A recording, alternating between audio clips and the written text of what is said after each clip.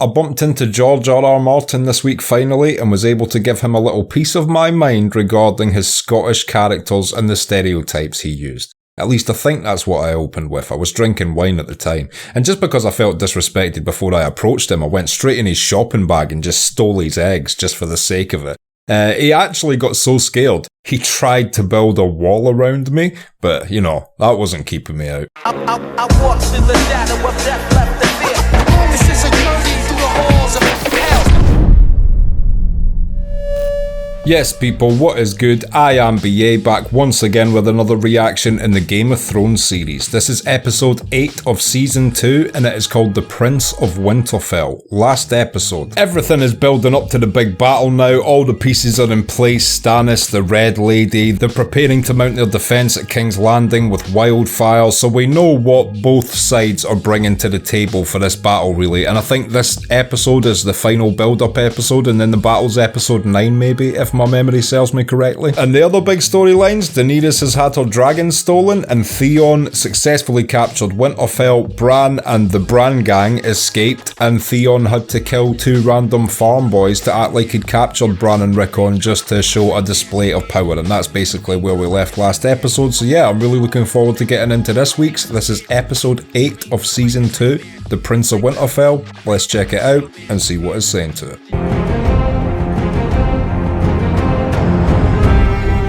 The intro always reminds me of one thing I forgot to discuss in my opening. Obviously, Arya and Tywin's storyline is progressing at Harrenhal as well. They were having a good conversation last episode, and I guarantee that, like, a man like Tywin, he wishes he had a daughter like Arya, but then she started randomly being rude to him, and he got a bit more stern with her. But yeah, it's an interesting little relationship those two have. Very father-daughterly, even though they're on 2 different sides of this war.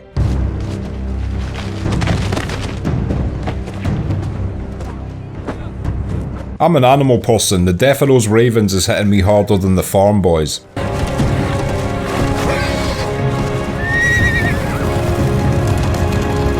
What the fuck? I do not remember Yara showing up at Winterfell at all. The things that slip your mind on rewatches are quite crazy sometimes. I saw the bodies above your gates. Which one gave you the tougher fight, the cripple or the 6-year-old?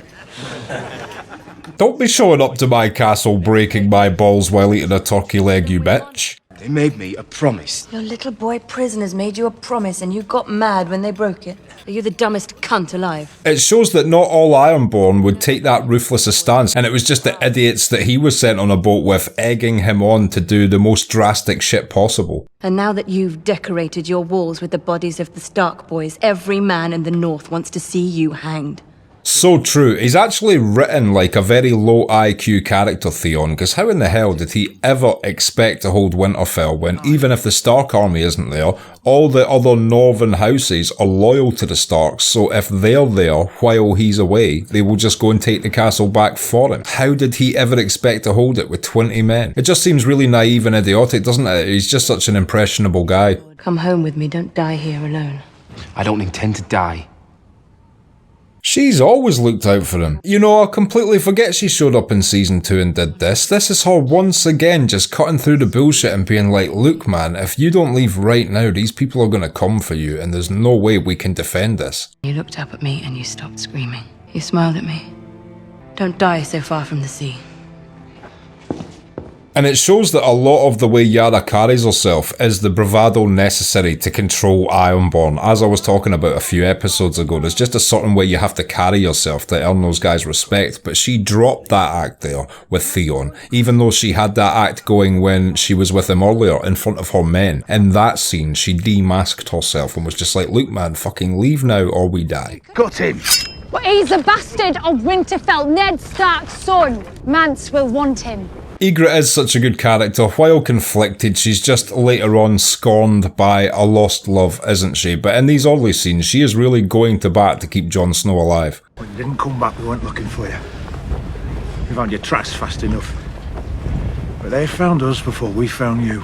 Shit, so the whole fucking unit Jon went out with got killed except him and this guy. That makes Jon's indecisiveness in the prior episode about killing Ygritte even more annoying. And I've just said, you know, we all like Ygritte. She's a cool, conflicted character, but fucking hell, he should have just done his job. Just caused like 10 deaths or something. And you're marrying her for a bridge. An important bridge.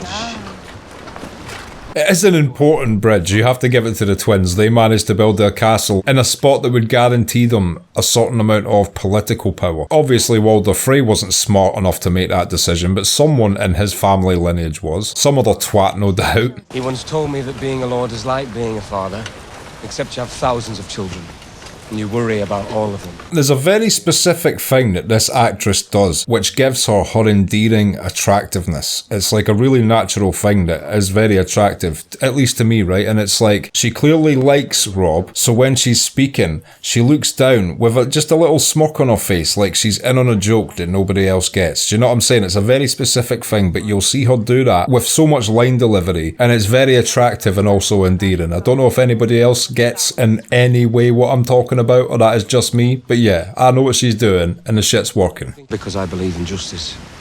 Chopping off Joffrey's head, you mean? That would be a start. Yeah, you can't just bury your head in the sand. When shit goes down, people have to step up and fight, otherwise you just get conquered, especially back in medieval times when it was still essentially feudal. The Kingslayer. He escaped in the night. How? Well, you put one guard on the cage, and he also seemed to be doing a patrol between all the cages. So, you know, put 2 or 3 guards on the cage with the high-profile prisoner at it, and also maybe don't put him in a cell with some other dude. He's called the Kingslayer. If he's willing to kill a king, he'll fucking kill whoever you put in a cell with him to try and escape. Sansa and Arya are captives in King's Landing. I have 5 children and only one of them is free. And yeah, even worse than all that, of course, he was then recaptured and it was fucking Catelyn that decided to let him go. Now, she was correct, right? So it's a tough area because if she had kept him in that cell, he may have been killed throughout the night. And then what would have happened? Sansa would have got killed. So I can completely understand her point of view. I'm actually more shocked that Robb doesn't in this instance. I know he's a high-profile prisoner, but when it escalated to the point where everybody wanted his head, a drastic measure was necessary. You've weakened our position. You brought discord into our camp. And you did it all behind my back. Robb is also correct. Catelyn is not getting Sansa back because of this play, so it did just weaken them and the power they had. But I do genuinely think it's a grey area, because what difference would it have been if Robb had shown up today and he'd have been given the information that Jaime Lannister was killed during the night? What would that have done? It would have just probably worried him sick that Sansa and Arya were about to get executed as well. You're much happier in daylight.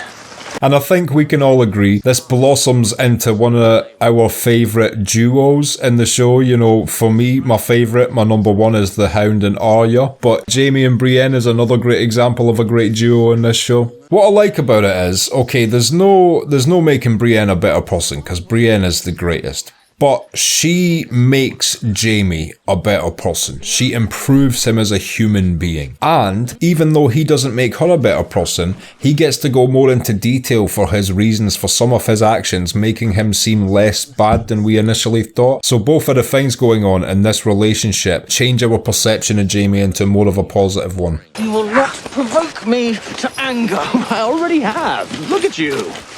You're ready to chop my head off. He has cracked you, to be fair, Brienne. You need to calm the fuck down. All my life I've been knocking men like you into the dust. If you're so confident, unlock my chains. Let's see what happens. I think it would be a closer fight than Jaime thinks. Of course, he is known as one of the greatest living swordsmen at this moment in time with both hands, but I mean, Brienne ends up beating the Hound and all sorts of epic shit. She's surely in the top 10. It would be a decent fight at least. A king who runs will not be king for long.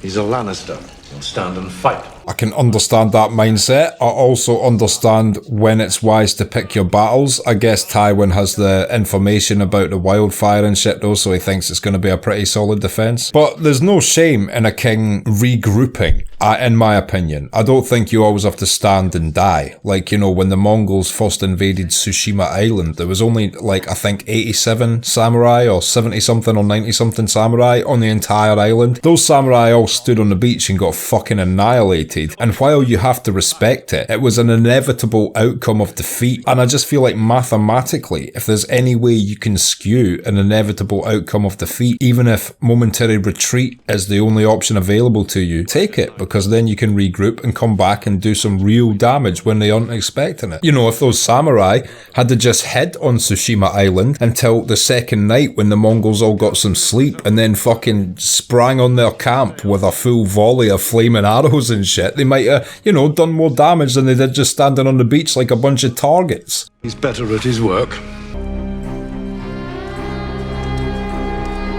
As soon as you hear that music, you know Jaqen H'ghar's about to pop back up. Look it. Yoren's little cunt. Used to be a boy, now it's a girl.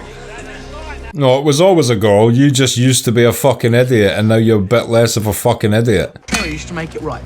And the secret is, you dry the stones, and you break them with a mallet. That's where the real flavour is. Nice, we're getting the origins of Hot Pie the Chef right now. Where? Ow! Where? They were writing out the gates a few hours ago. On patrol. Kept going in my ears. Quite the character shift from him when she first met him and he was like, I've seen a man kill a man once. Didn't take long for a bitch to be exposed in that guy. If there ever is a time to escape from Harrenhal, it would definitely be when Tywin's moved out with his troops. Trusting a traitor's bastard! This guy's such a legend for the sacrifice he makes here, purposely setting up a little conflict so when Jon takes his life it looks believable. I mean, that's the ultimate sacrifice, surely. Do you have to do that here? I like to keep my hands clean. It's what you would have to do if you're constantly having to get your hands dirty. Commander of the City Watch. You shouldn't be dressed like a common cell. Cloak slows you down in a fight. Makes it hard to move quietly. Yeah, hear that, Batman? Up your game. Why am I here? To help me plan the defense of King's Landing. Stennis will be here any day. Bronn isn't much of a planner, he just draws his sword and kills. How did you accomplish this marked drop in thievery? Me and the lads rounded up all the known thieves. For questioning? No. That's one way to solve your thief problem. Noble ladies sell their diamonds for a sack of potatoes. Things get bad enough. The poor start eating each other. Yeah, it must be so fucked up if you're in a city and there's a prolonged siege, so there's no entry points, no exit points, there's an army outside your walls, food starts to run out, people start to get tense, the rich start buying all the food from the poor have no food and just start eating the rich, do you know what I'm saying? It could get very messy. We could throw books at his men. We don't have that many books. We don't have that many men either. A book would fucking hurt if it caught someone right on the edge of it. It's hardbacks and shit, you know, you could do some damage to an army with some hardbacks. Especially if it's a Song of Ice and Fire, they look heavy. They went off with a half hand. They didn't come back. A betting man would go with dead. He's not dead. At least these guys survived. The way the Half-Hand was talking about it was that everybody except those two perished. And Corin Halfhand's the greatest ranger alive. Great rangers never get old is the problem. Do you notice, by the way, as they pick up the romantic relationship with Sam and Gilly, they de-grotify his teeth and make him more leading mannish throughout the show. I noticed that about Sam. If you look at his teeth right now, they've made him proper unkempt, whereas in later seasons he's got the fucking turkey teeth. The first men made these marks. Help me with it. I love shit like this when it's done well. Civilizations that predate yours leaving a secret behind. Like those sort of mysteries in shows and movies are always interesting to me. Must be dragonglass. Dragonglass? The maesters call it obsidian. So yeah, needless to say, I love this whole thing of, you know, an ancient material which just so happens to have properties which can kill certain things most other materials can't. Don't you fucking dare slap Arya, you piece of shit. Oh. Where were you? A man has patrol duty. Tywin Lannister was right here. It's funny to think Jaqen did like a full 8-hour shift for the Lannister Guard patrol duty while being a badass assassin. It's not easy being an assassin. Death is certain. The time is not. Did Jaqen just kick a chicken? What is going on? Arya's getting slapped, chickens are getting kicked. This is mayhem. There must be others. Give a name. Jaqen H'gharr. Arya just loves fucking with people, doesn't she? She trolls her way through this medieval fantasy world. Jaqen H'gharr. A girl lacks honor. That was such great acting. That's the most nonchalant shrug. Like, a shrug is already nonchalant, and she nonchalanted the fuck out of a shrug on top of it. The girl and her friends will walk through the gate at midnight. So incredible. As I've said, I absolutely love Assassins, and see how he's got the confidence to know that he'll be able to take out every fucking person exactly for the stroke of midnight. It's such high levels of kill mastery, you have to respect it. This dude could have the Iron Throne whenever he wanted it. And I mean that genuinely. Like, he could go into anyone's room who's the king at any point and just kill them and take their face and be the king. His place is not on the battlefield. It's not on the throne either. Sadly for all of us. Never a truer word spoken though. I mean, he has got such a good point. Joffrey ain't good for anything. He needs to be out there. The men will fight more fiercely seeing the king fighting beside them. I believed Tyrion up until that sentence. No soldier worth his salt would turn around, see Joffrey and be like, oh, this installs me with a greater sense of pride and courage. You'd be like, God, I'm fighting for this little shit. You're as big a fool as every other man. That little worm between your legs does half your thinking. That is so sexist and presumptuous. It pisses me off when women fight. Do you want to fuck? Tell me, have you married this one yet? No? Good. Father will be so pleased. When did Cersei find out that she was Tyrion's and that she was a prostitute? Do you think that was a combinative effect because she ran after that woman who saw Sansa bleeding? That woman also got the information that she was obviously in some way working inside it. I don't remember Cersei finding it out otherwise. Really, a Lannister lion necklace. You need to hide your secret hoards more carefully. Oh, Jesus Christ, that's a good point actually. If Tyrion literally put a Lannister lion round her neck, that is his own fault. You like her very much. Could it be love? It's so annoying that she knows that. She's so smug about having this information. You'd like to see her? I thought you might. Sir Mandon, bring in my brother's whore. I guess Tyrion was always going to get a bit of pushback from Cersei showing up and being made the hand, but she needs to remember that this is on Tywin's orders. It's not like he decided to do this to fuck with her. Oh shit! It's Ros. What a bait and switch that I completely forget happened. Ros goes through so much unnecessary shit. She should have never have left Winterfell. Wow. First she had to essentially murder that other woman for Joffrey's pleasure. Now she's had the shit beaten out of her because she was mistakenly identified as Tyrion's private, you know, lady when it's actually Shay. And then obviously her fate, like, what the fuck? Earlier in this show I was like, you know, it's interesting we get to see Rosie's character arc of, you know, a little working lady of the night from Winterfell going to the big city to make it big, but now I remember all the series of events that happens when she gets here. Jesus Christ. Further proof George R.R. Martin hates gingers. What is wrong? You're beautiful. You know what else is messed up looking back? I feel like if Tyrion had taken Ros as his lady like he did Shay, I feel like Ros would never have double-crossed him in the way that Shay ends up double-crossing him. And it's a shame to see him give her his heart like this when she's not worthy of it in the end. Promise me. I'm yours, and you're mine. I don't know how I felt the first time I watched it, but I'll tell you this, every time I watch this scene in repeat watches, I just feel infuriated. I'm assuming a lot of people are the same? We will hunt him down no matter where he runs. I expect his countrymen will turn on him the minute they hear the offer. I wish Rob knew the truth of that situation because those Ironborn had a huge part to play in it. Yes, Theon is still the most treacherous because of his upbringing with the Starks, but those Ironborn are all pieces of shit. He should have just killed them all. How are you?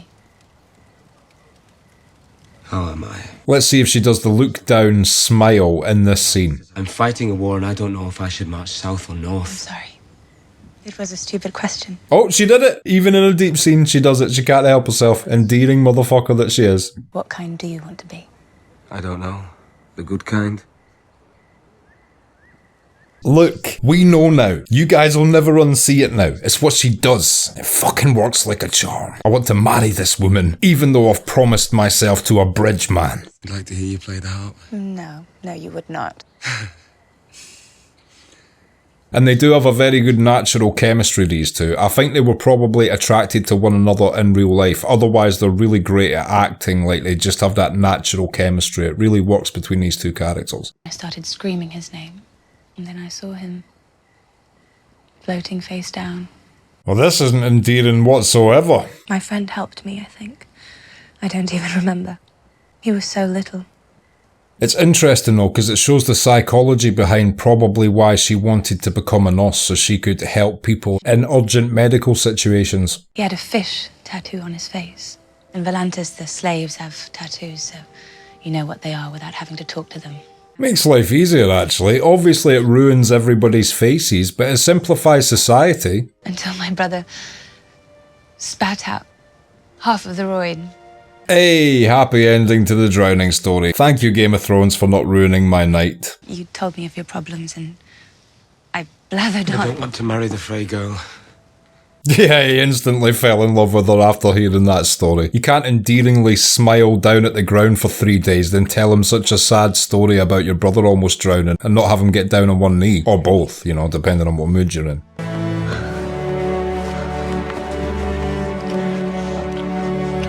The director was like, okay guys, be really passionate about it. They were like, whoa, we've been doing this in the trailer for weeks.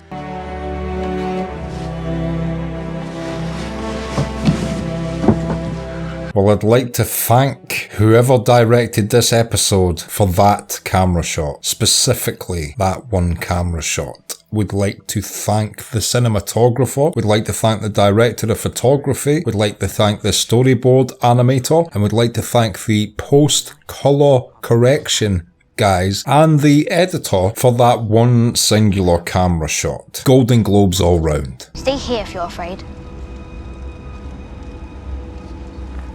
Harry, don't. I'm not going to constantly go on about this, but small decisions like that show her bravery and thus, you know, her progression towards becoming a hero. She chose to walk out first even though they were all terrified. Damn, I don't know what Jaqen did to that one, but he fucked his neck right up. Chiropracted the shit out of that Lannister guard. If the wind holds, we'll reach King's Landing in a day. Will it hold?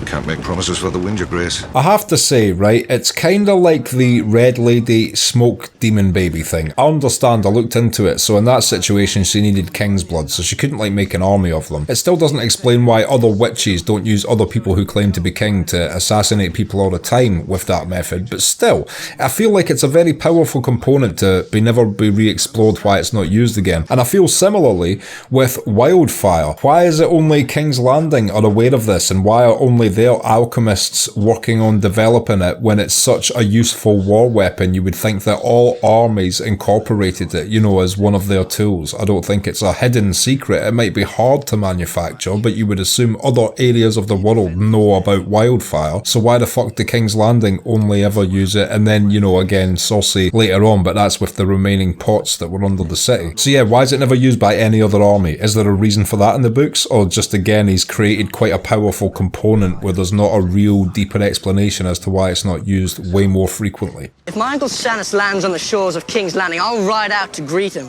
Oh, shut the fuck up. They say Stannis never smiles. I'll give him a red smile. That was shit. You should have stopped at the first one. That one was just terrible, bro. Like, don't pull your sword out when the line you've got cocked in the chamber is that shit. And then resheath the partially desheathed sword thinking you just hit a slam dunk when your banter was fucking F grade. Alright? Now trot on back to your little throne and let the real men do the fighting. You ain't gonna greet anybody on the beach. And you ain't gonna give anybody a special little smile with your shit one-liners, alright? You're a blonde-haired little prick. I'm pleased you quit acting after this show, because you were so good in this show at being despisable, I never want to fucking see you again. I could freestyle roast this dude for like 2 hours. I could do a bonus video for the YouTube channel, just click and record and just firing off on him for like 2 hours. I don't know if anybody would find it entertaining, but it is something I am capable of doing. You enjoy the game? I do. Last thing I expected. It's true. I think Tyrion gets a certain level of satisfaction from being able to outwit people and use his mind as a proactive tool to solve problems. I think that's what genuinely sort of fulfills him in a way. Even though he'd probably rather be living a life of peace and getting drunk and shit, you know. Why are all the gods such vicious cunts? Very good question, yet to be answered to this day. Goddess with 16 teats. You should sail there immediately. Imagine he got there and it was just a cow. Even if what they say is true, it'll be years before they are fully grown. And then there'll be nowhere to hide. It's kind of messed up when you think about it. It does sort of force these guys to consider evil plots and play their hand early on Daenerys, because it would be a terrifying thought if you were a king in Westeros and you knew there was a Targaryen at the other side of the world, and every month you didn't go into conflict with her, her dragons got bigger until inevitably one day they were, you know, the nuclear option, giant full-size dragons, and they could just come and conquer your whole shit with like 4 people. If my dragons are in the House of the Undying, then take me there. That's what the warlock wants. Jorah usually gives her the correct advice, but I agree with Daenerys in this scene. The dragons are the crux of her future empire. If she just walks away and let them have the dragons, it's a terrible decision and gives whoever gets to keep hold of those dragons immense power in the future. You don't want some warlock coming for your kingdom. They are my children. And they are the only children I will ever have. What a fucking hater. Don't forget your leathery bat, child. How dare you walk around in shoes made out of your first son while forgetting about him. He's feeding the crops now. His wife too. I didn't realise Osa and Bran and shit hadn't even left the castle. I didn't realise they were still in the vicinity of Winterfell. That's actually a really dangerous decision. At any moment they could just get recaptured and brought back. Hope this would be the last place they'd think to look. You're right. Yeah, the crypt isn't a bad hiding place. Out of all the places in Winterfell, the crypt isn't the worst place. Killed them, burned them. Bran would blame himself. They'll never hear it from me. The little lads. Yeah, you could have double checked if Bran just wasn't sitting there fully awake listening to every word you'd said before you had this conversation. You guys wouldn't last long in King's Landing. Okay, and that was episode 8 of season 2 of Game of Thrones, The Prince of Winterfell, and I will be back in just a minute with my thoughts on that. So, The Prince of Winterfell, what did I think of that? First of all, I really liked the scenes with Tyrion this episode. We're starting to see a lot of his strategic mind leading up to this battle. Stannis just seems a bit more, I don't know, it's like he's on some divine mission or something. He's not thinking about it too strategically, he's just boldly going forth because he's been told victory is inevitable, and I guess that gives him a sense of confidence where he doesn't need to actually sit down and strategically think about all the things. I mean, I'm sure he does have some sort of strategy, but he's not sitting there like Tyrion is, thinking about every small detail that he can manipulate in any way to gain the advantage. So yeah, it's really showing us just how much of a genius mind Tyrion has, I feel like, this episode leading up to the battle. And the half hand, we don't really see much of him, but what a legendary sacrifice just to essentially ensure that Jon Snow doesn't die. I mean, he planted the seeds of it this episode. We didn't see the culmination of it, but you know, he's planting those seeds for a reason, and it's just a really brave, cool, honourable thing to do, isn't it? Guy goes out like a legend. Those scenes with Joffrey talking like he was going to actually go out on the battlefield and do something himself physically are almost like infuriating to see, because you know how much of an all-talk pussy he actually is. But you know, we already know that from the dire wolf incident in season 1 anyway, and it once again gets exposed next episode, I believe, when we see his cowardice on full display. And as I said during the episode, I love the concept of, like, I don't believe in the ancient alien shit, right? I feel like ancient alien shit is intrinsically like quite a racist concept. Like, oh, how did these primitive people manage to build a fucking stone triangle? It's like, for fuck's sake, what, you think this side of the world only figured out how to blacksmith and shit? Like, you had clever minds in every part of the world figuring shit out. So I feel like the ancient alien shit in real life is intrinsically strangely racist, but I do love in fiction the concept of ancient civilizations leaving behind secrets, whether advanced or just like a secret in the current world that people weren't aware of, and aiding the people in that current world world, and the dragon glass is a perfect example of that, and I think it's worked into the show brilliantly, and I love the way it's used throughout the rest of it as well. Like, it's such a simplistic thing. It's not like they've developed a new sort of space jet or weapon or gun. It's just a small, primitive material, but just so happens to have the correct properties to take on a specific kind of threat that otherwise is very difficult to kill. And for some reason I thought this was the episode Daenerys entered the House of the Undying, but it was just another episode setting up that storyline still. I feel like the scenes actually we got this episode in Karth were more just sort of reminding us that that was still going on, rather than furthering the story in any way. Does that make sense? Yes, there was a slight conflicted scene between Daenerys and Jorah, but it still didn't move the story along in any way, because she left that conversation having the same mindset she did going into it, so there was no growth or progression to the plot. It was just to remind us that was the thing going on, and they created a little bit of conflict with Jorah thinking it was a bad decision for some reason. And like I said, that's the first piece of bad advice Jorah's given us, so it genuinely felt like that was just there to be like, don't forget about Daenerys. And Robb has broken his bridge oath for the look down, smiling, endearing, attractive nurse lady, and who can blame him? She is definitely a fucking 10 out of 10 all round. And who can blame him? She's a 10 out of 10. But as I said in the early episodes, I can also completely understand why the phrase would be furious he broke his agreement with them. But yeah, another great episode, and I cannot wait to see next week's. Shit goes down in episode 9 in Game of Thrones. I think next week is the battle, so yeah, I can't wait for it. If you've liked this video, click like, subscribe to the channel to see more videos like this, ring the bell to be notified as to when they drop. If there's anything you want to talk about, comment down below, and share this around to anyone you think might appreciate it or want to watch these reactions along with us. My Patreon link is down in the description. If you become a patron, you get access to my blog, you get access to these reactions I put on YouTube a month and a half in advance, and you also get access to full-length versions of everything I react to. So consider becoming a patron, it helps me and my channel out so much, and until next time, I have been BA, peace.